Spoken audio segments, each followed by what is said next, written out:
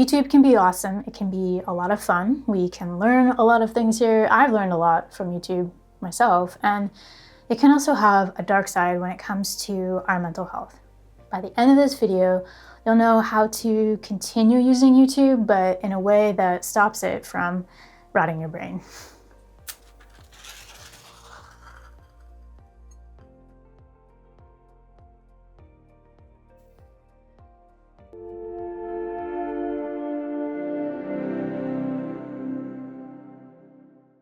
My name is Dr. Parke. I'm a psychologist for youth, and here at Through the Waters, we nurture your mental health.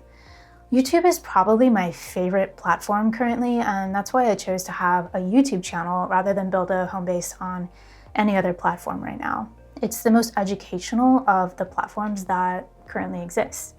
In a 2017 study on the mental health effects of different social media apps, YouTube was the only one that had an overall positive impact on the mental health of young people using the app, and that's according to their own self-report. This image is a visual summary of the survey results. Bars on the right show a positive effect, for example, related to health awareness, access to health information, and emotional support. Users reported that YouTube impacted them positively in all those ways that you can see down the right-hand side. Bars on the left are the opposite. They show negative effects.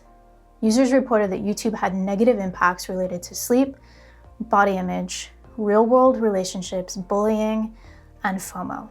In this video, we're going to go down that left-hand side together and try to offset some of these negative impacts to protect our mental health. Now, the easy answer here would be to take an all-or-nothing approach and say, just don't use social media, don't use YouTube, go cold turkey, cut it out of your life. And maybe for some of you, that really is the most viable solution. So by all means, you do you and do that if that's what's best for you. But I'm gonna try to take a harder path here, kind of a third way, and explore how we can use YouTube in moderation in a way that safeguards our mental health and still allows us to live our lives. Let's start with sleep. Sleep is vital to our mental health.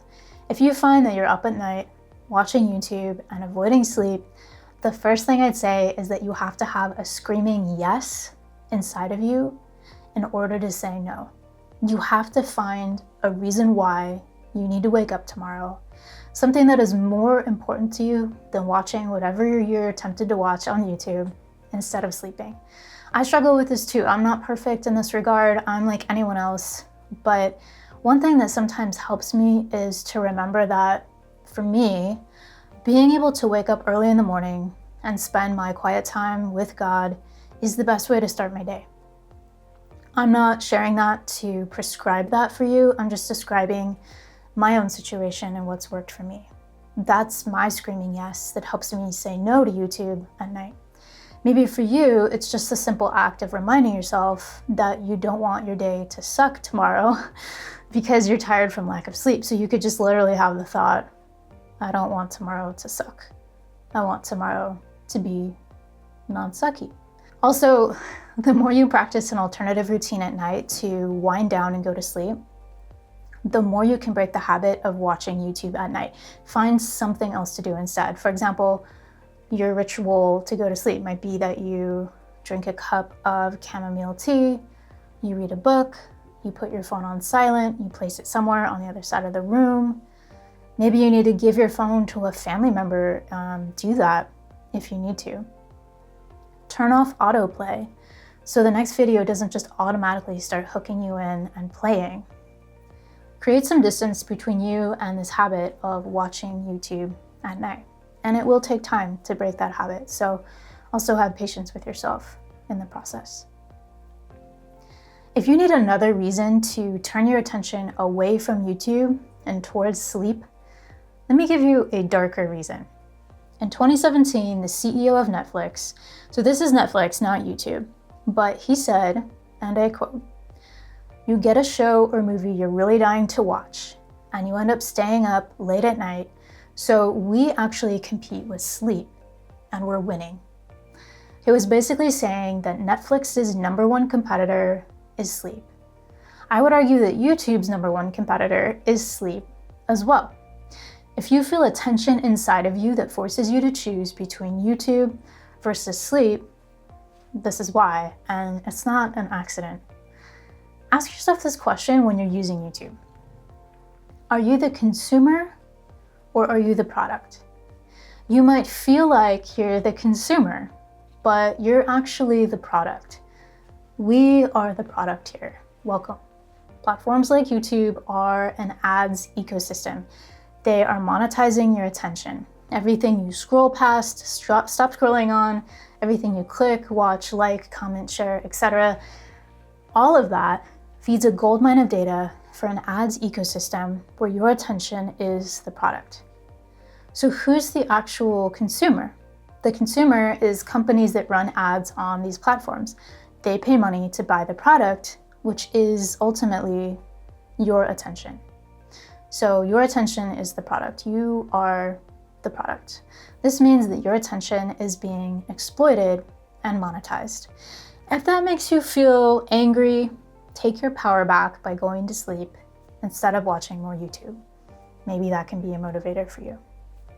Now let's talk about body image, since we said that that can be a negative impact of YouTube. Now, obviously, this is a highly visual platform.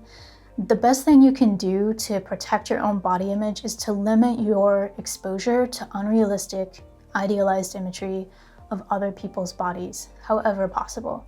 This applies to all of us, regardless of gender. We're seeing people develop negative body image, disordered eating, and even eating disorders that revolve around anorexia and bulimia, like we traditionally think of eating disorders, but nowadays, more recently, with the rise of social media, we're also seeing people get metabolically very unhealthy and end up in the hospital because they were trying to bulk up so much muscle and cut fat in an unhealthy way based on images and ideas that they soaked up online. So if there's a video thumbnail in your YouTube feed that seems like an unhealthy example of an idealized body type, whether it's super muscular or super thin or any other ideal that's unrealistic, click the 3 dots next to the title and then click not interested, don't recommend channel, or report. Whatever seems most appropriate to you given the situation. You can also click those 3 dots next to the title of any ad and ask YouTube to block it, or you can report it if the imagery is really just triggering or weird. If you're actually watching a video that's showing an unhealthy body image, one option is just to click away and move on with your life. If you think it would be harmful to other viewers, click the thumbs down, dislike button before you click away, or click the report button. Basically, get really assertive, if not aggressive, about teaching the algorithm not to show you body types that are unhealthy. All right, we just talked about sleep, we talked about body image. I apparently have a lot to say about YouTube, so I'm gonna split this into 2 videos. We're gonna end part 1 here. Be sure to check out part 2 when we release that one as well.